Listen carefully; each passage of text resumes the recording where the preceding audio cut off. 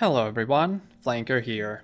If you think the ongoing battle between Republicans and Democrats in the US is intense, it's nothing compared to what's currently happening in the Ashes of Creation community. You've got people that are white knighting, you have people that are doom. An excessive amount of copium and doomium has been detected in the blood of Ashes of Creation community members and content creators. If this game earned $1 for every hot take, it could probably fund its own development without needing to sell any more alpha keys. So, who is right and who is wrong? We will figure it out now, while also trying to remain as unbiased as possible. Mr. Narc, the stage is yours. What happened during the Roadmap AMA was a serious case of miscommunication and mismanagement within Intrepid Studios, and instead of my fellow content creators standing up for what's ethically right and acknowledging the serious problems that this project has, they instead chose to attack a curious audience, popping their heads in to see what's going on with this highly anticipated MMORPG. Was it a problem? Well, it definitely was, but was it a serious problem? Personally, I don't think so, but it obviously depends on your definition of a serious problem.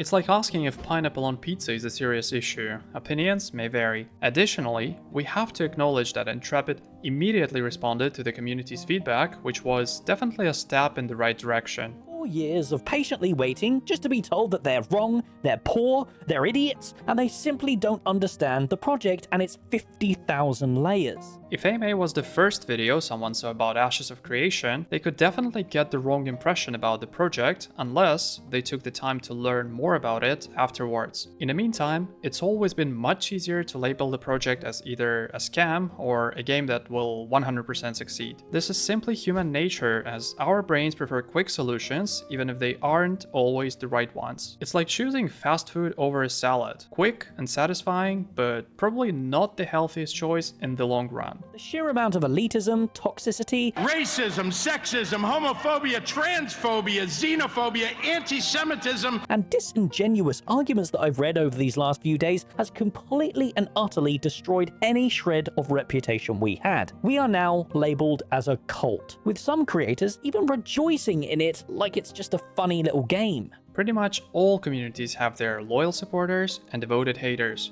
We are no different. And I wouldn't say the Ashes of Creation community is super toxic, especially from my perspective as an Eastern European, where toxicity in games is on such an entirely different level that you might immediately get a strong desire to redefine the word toxicity when you encounter it. The things people say on the internet from fake accounts with no profile picture, we say in real life. Back in my good old days in Lineage 2, it wasn't surprising to see conflicts or fights happen in real life because of something that occurred in the game. So sometimes your actions in MMO might lead to a real-life boss fight. But to be completely fair, I may be biased here due to my past gaming experience. All throughout these last 3 years, I've been in a serious struggle against these type of people. I've had to ban, block, and re-educate completely deluded freaks, sexists, and racists from my community who go out of their way to attack me and anyone who associates themselves with me.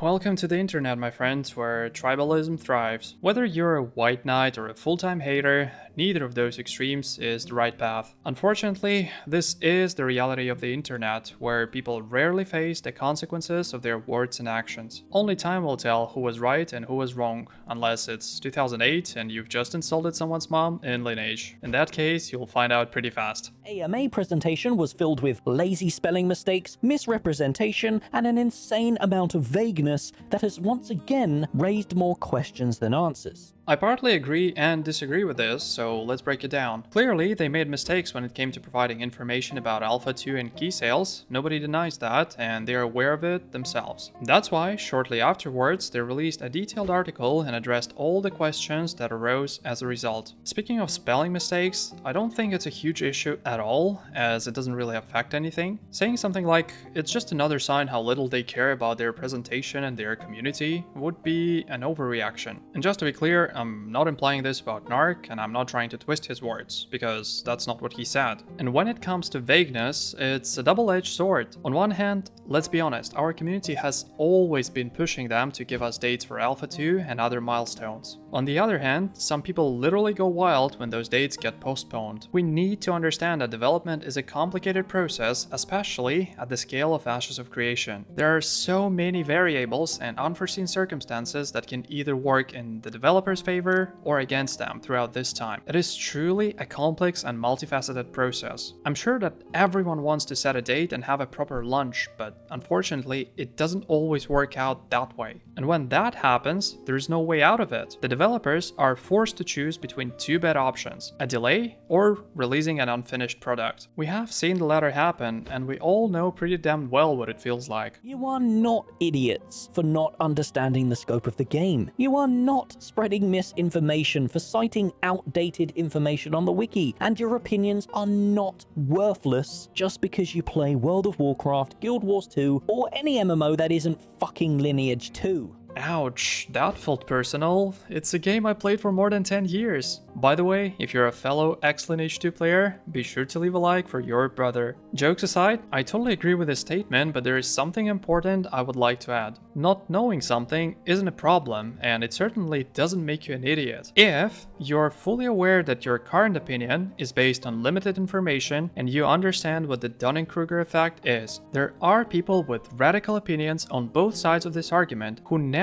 ask themselves a simple question: am I defending my opinion because it is mine and I don't want to be proven wrong because it hurts? Or am I truly seeking the correct answer and willing to accept it whether I like it or not? It's crucial to be completely honest with yourself. We want a good MMO and believe providing critical feedback that follows Steven's core pillars are the key to this MMO's success. It's a good point, and it is something that people may sometimes forget. No matter which side you take in this discussion, we're all in the same boat and we all want the same thing here: a great MMO to waste our lives in. When it comes to feedback and communication, Intrepid is still doing a much better job compared to other studios. We have monthly live streams, monthly office hours, AMAs, and Steven chatting with us on Discord and Reddit. We've gotten used to it and it feels normal to us now, but in general, this level of interaction is more of an exception when compared to many other projects. Overall, it's important to consider both positive and negative feedback rather than focusing on one side while completely ignoring the other. However, this kind of cherry picking will always exist, especially on the negative sides, for two main reasons. First of all, so-called rage baiting will always attract more clicks and views. Honestly, I wouldn't exclusively blame content creators for this. It's simply the way the YouTube algorithm works and we have to satisfy it one way or another. And once again, I'm not talking about Narc or any other content creator, I'm talking about the situation in general. Secondly, as a biological species, we are hardwired to pay disproportionately more attention to anything negative. It's the reason why you will never see a headline in the media saying something like, "Hey, absolutely nothing bad happened today in London, the weather is good, the sun is shining, and everyone is happy." Hell no. Instead, you'll read that someone got stabbed, murdered, or kidnapped, and this is called negativity bias, or as I like to call it, my YouTube comment section. Sadly,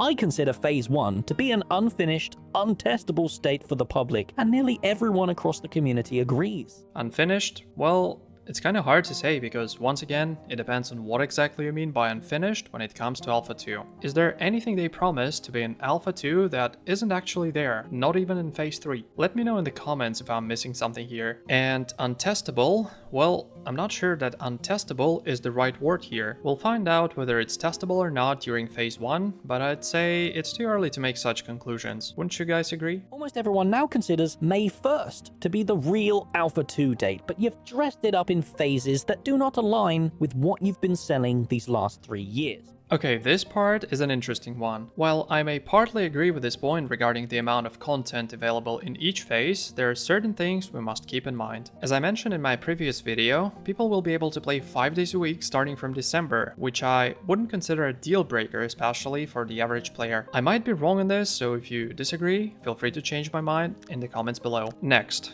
this statement focuses exclusively on the outcome, while it's crucial to consider the intentions as well. A good question to ask here is, did they intentionally mislead the community in an attempt to sell more packs, or did they simply realize at some point that this was the right thing to do from a development perspective? And I wish I had an answer to this question for you guys, but I don't. But at the same time, there is something that we as players have in common. The majority of us, if not everyone, have been hurt, ignored, or betrayed before by other developers and studios. Naturally, we're on the lookout for the smallest red flags to minimize the chance of being disappointed again. I'm pretty sure that many of those who are extremely pessimistic about the game might spread negativity because it's their unconscious psychological defense mechanism. You know, it's like your ex who insists she's over you but still checks your Instagram stories. By acting this way, they create a win-win scenario for themselves. If the game fails, they can say, "Told you!" And if the game ends up being successful, they will just play it. However, sometimes content creators might get attacked by such people. And I got this when I reacted to Asmon's reaction to the keys,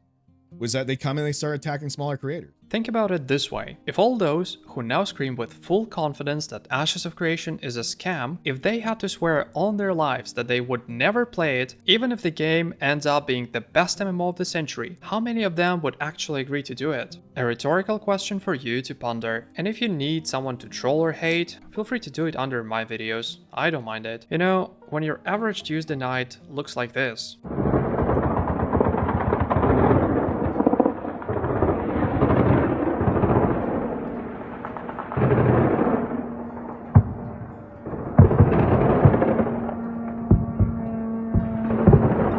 Well, yeah, you become so desensitized that you couldn't care less about comments on the internet. Unless I'm playing a game with my friend and he does something stupid again.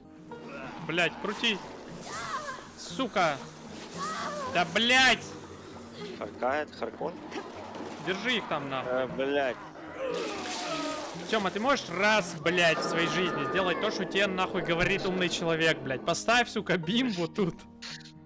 Alright, yeah, let's get back to Ashes of Creation. Did you guys see that they've actually addressed the people who already paid $150 for beta access only? Now, apparently, they can upgrade their beta keys to alpha keys for an additional cost of $50 and $25 respectively. What a joke, man. This is exactly what I was talking about in my previous video when we discussed the prices of the keys. When it comes to pricing, Intrepid must take into account the prices of the packs they sold previously. They can't make them cheap or free because early supporters would rightfully consider it unfair. And speaking of this particular example with beta packs, there's a very important factor that's completely missed here. A beta pack is a pack, not just access to the beta phases. And it came with 4 months of subscription, which is basically $60, plus $50 in embers and exclusive cosmetics, if I recall correctly. In the end, we're all just hoping this game doesn't turn into another digital graveyard, because we, as gamers, have enough skeletons in our closets already. Feel free to share your thoughts on this whole situation in the comments. As usual, I would appreciate your feedback, likes, dislikes, and subscription to my channel. I am Flanker, and I'll see you soon.